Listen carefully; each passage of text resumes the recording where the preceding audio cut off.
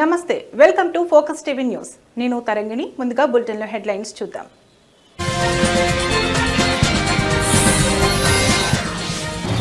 అన్నదాతలకు కేంద్రం good news. Kharif పంటల కనీస మద్దతు ధర పెంపు.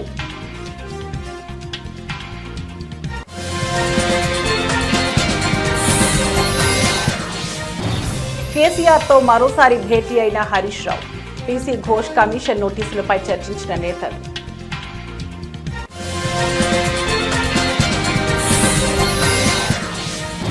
ఇసుకపల్లి రాజు కేసులో మాజీ ఎంపీ నందిగం సురేష్ విచారణ. సురేష్ను పోలీస్ కస్టడీకి ఇచ్చిన మంగళగిరి కోర్టు.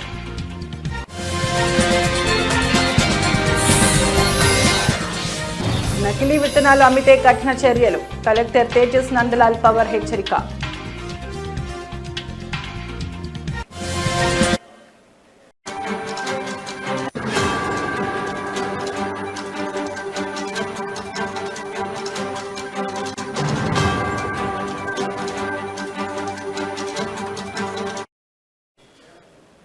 బ్రేకింగ్ న్యూస్ చూస్తున్నాం. కేంద్ర కేబినెట్ నేడు ప్రధాని నరేంద్ర మోడీ అధ్యక్షతన జరిగిన సమావేశంలో పలు కీలక నిర్ణయాలు తీసుకుంది. సమావేశం అనంతరం కేంద్ర మంత్రి అశ్విని వైష్ణవ్ కేబినెట్ నిర్ణయాలను వెల్లడించారు. ఇందులో రైతుల కోసం, అభివృద్ధి కోసం కొన్ని ముఖ్యమైన నిర్ణయాలు తీసుకుంది. 2025-26 ఖరీఫ్ సీజన్లో 14 రకాల పంటలకు కనీస మద్దతు ధర పెంచుతూ నిర్ణయం తీసుకుంది. ఈ ఎంఎస్పీ కోసం 2,70,000 కోట్లు కేంద్రం కేటాయించినట్లు పేర్కొన్నారు. ఈ నిర్ణయంతో రైతులు పండించిన పంటలకు మంచి ధర వస్తుందని, వారి ఆదాయం పెరుగుతుందని ప్రభుత్వం చెబుతోంది. రైతు సంక్షేమం కోసం ఇంట్రెస్ట్ సబ్వెన్షన్ స్కీమ్ను కూడా ఆమోదించారు.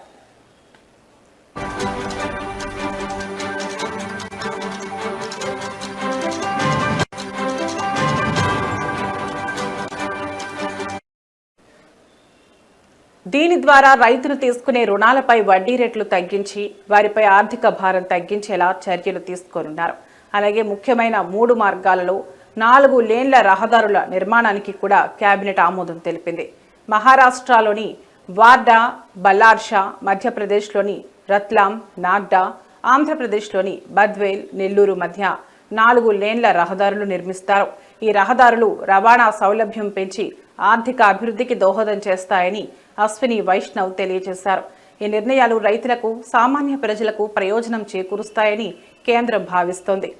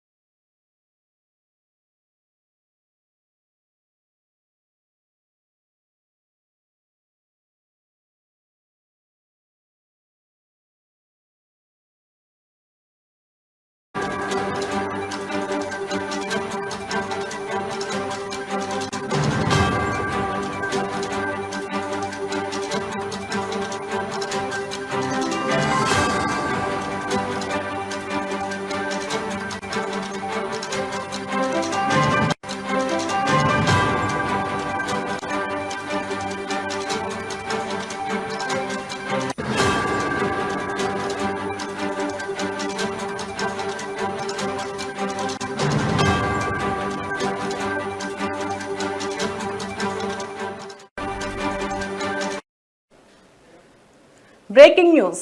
బీఆర్ఎస్ అధినేత కేసీఆర్ తో ఆ పార్టీ ఎమ్మెల్యే, మాజీ మంత్రి హరీష్ రావు మరోసారి సమావేశమయ్యారు. ఎర్రవల్లిలోని ఫామ్ హౌస్ లో జరిగిన ఈ సమావేశంలో ప్రధానంగా కాళేశ్వరం ప్రాజెక్టుకు సంబంధించిన ఆరోపణలపై జస్టిస్ పినాకి చంద్రఘోష్ కమిషన్ జారీ చేసిన నోటీసుల గురించి చర్చించినట్లు సమాచారం.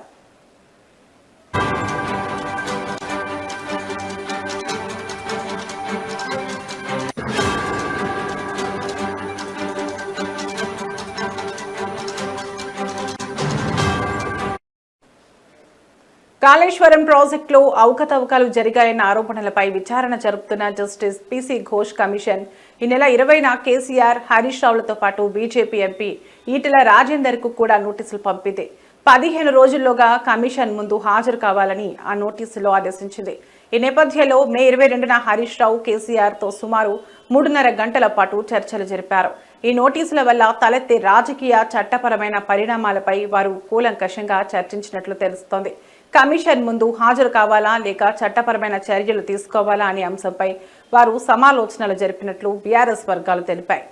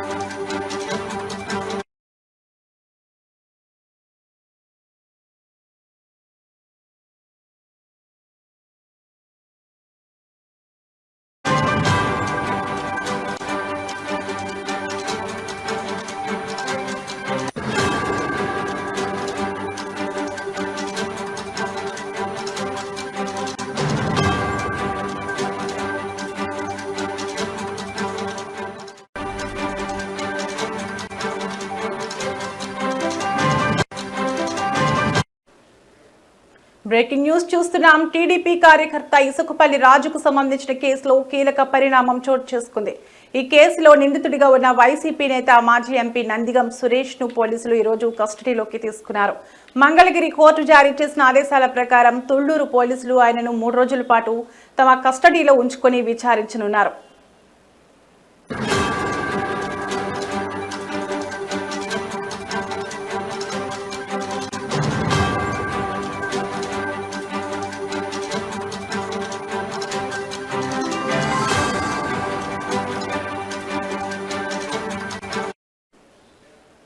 గుంటూరు జిల్లా సబ్ జైల్లో రిమాండ్లో ఉన్న నందిగం సురేష్ ను విచారణ నిమిత్తం తుళ్లూరు పోలీసులు తమ అదుపులోకి తీసుకున్నారు.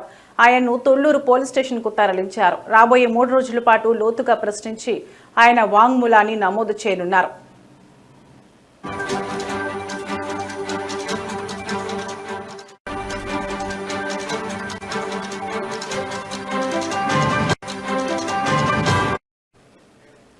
నందిగం సురేష్ ను మే 18వ తేదీ సాయంత్రం తుళ్లూరు పోలీసులు అరెస్ట్ చేసి మంగళగిరి కోర్టులో హాజరుపరిచారు.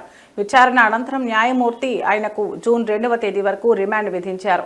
దీంతో పోలీసులు ఆయన్ను గుంటూరు సబ్ జైలుకు తరలించారు. ఇదిలా ఉండగా గతంలో ఓ మహిళా హత్య కేసులో నందిగం సురేష్ 3 నెలల పాటు జైలు జీవితం గడిపారు. ఇటీవలే ఆయన ఆ కేసులో బెయిల్పై బయటకు వచ్చిన విషయం తెలిసిందే.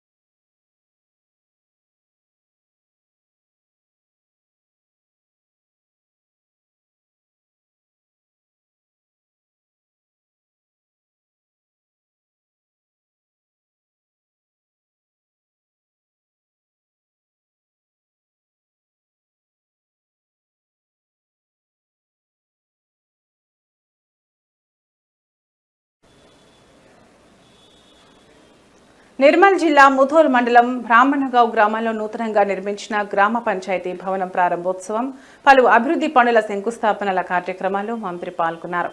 అనంతరం జిల్లా కలెక్టర్ అభిలాష్ అభినవ్ మాట్లాడుతూ విలువైన అభివృద్ధి పనులు ప్రారంభించామని తెలిపారు. 3500 అర్హులైన నిరుపేదలకు విడతల వారీగా ఇళ్లు మంజూరు చేస్తామని తెలిపారు. ఈ కార్యక్రమంలో కాంగ్రెస్ పార్టీ నాయకులు, కార్యకర్తలు, అధికారులు, పోలీసులు పాల్గొన్నారు.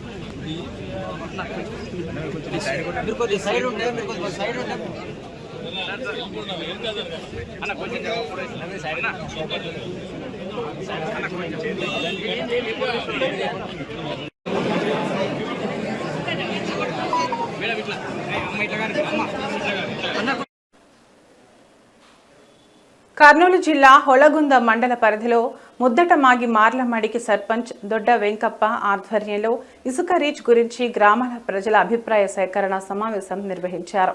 ఈ కార్యక్రమంలో మైన్స్ డిప్యూటీ డైరెక్టర్ అధికారులు, ఆదోని సబ్ కలెక్టర్ మంత్రి మౌర్య భరద్వాజ్, మండల తహసీల్దార్ నిజాముద్దీన్ తదితరులు పాల్గొన్నారు. 21/1/2025 మైనింగ్ ప్లాన్ అప్రూవ్ చేయడం జరిగింది. దీని యొక్క ఈ 78,140 క్యూబిక్ మీటర్ల ఇసుక త్రవ్వటకు 21/1/2025 మైనింగ్ ప్లాన్ అప్రూవ్ చేయడం జరిగింది. పర్యావరణ అనుమతుల కొరకు ఎస్ఐ వారికి అప్లై చేయడం జరిగింది. వాళ్ళు 7/4/2025 78,140 క్యూబిక్ మీటర్ విస్తరణకు టీఓఆర్ జారీ చేయడం జరిగింది.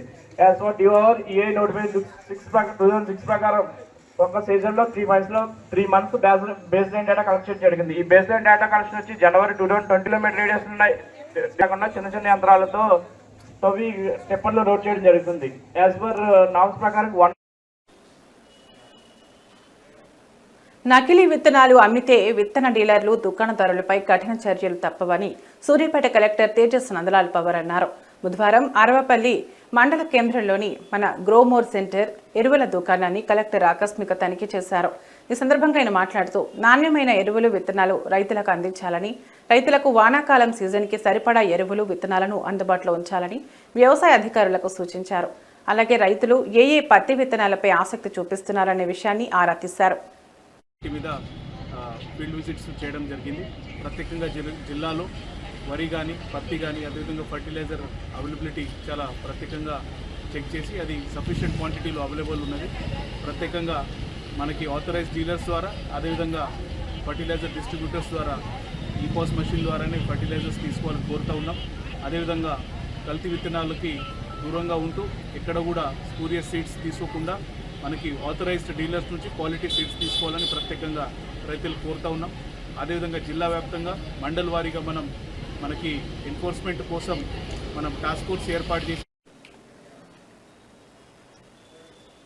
ఒప్పంద అధ్యాపకుల కోసం జారీ చేసిన 110 జీవో అమలు చేయాలని రాష్ట్ర ఒప్పంద అధ్యాపకుల రాష్ట్ర అధ్యక్షులు JAC chairman doctor K Arjunudu, association legal adviser doctor Ravi Ratnaprakash, doctor Subbaiah పేర్కొన్నారు.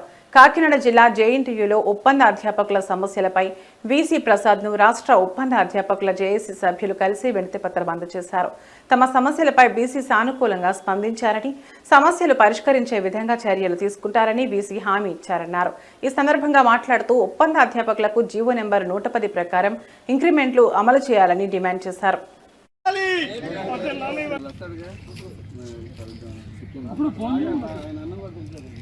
Andhra university contract faculty association legal అడ్వైజర్ని. అయితే లాస్ట్ 2 డేస్ నుంచి కాకినాడ జేఎన్టీయూ యూనివర్సిటీలో కాస్త ఆందోళనకరమైన వాతావరణం అలముకుందని విన్నాం.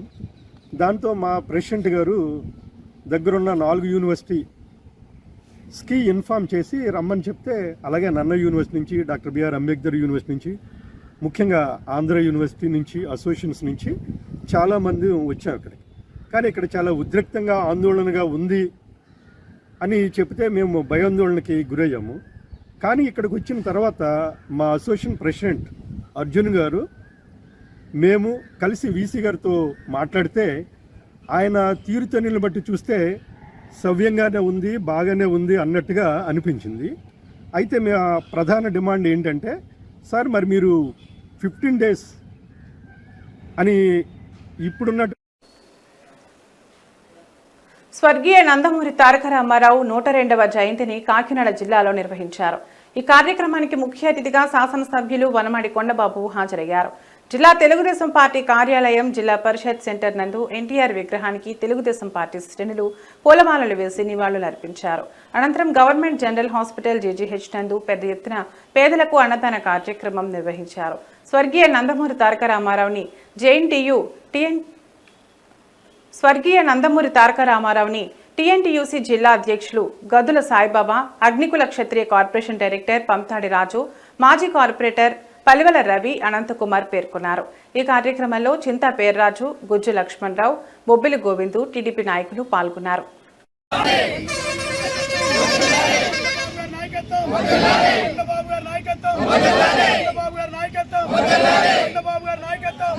ఈరోజు నందమూరి తారక రామారావు గారి పుట్టినరోజు.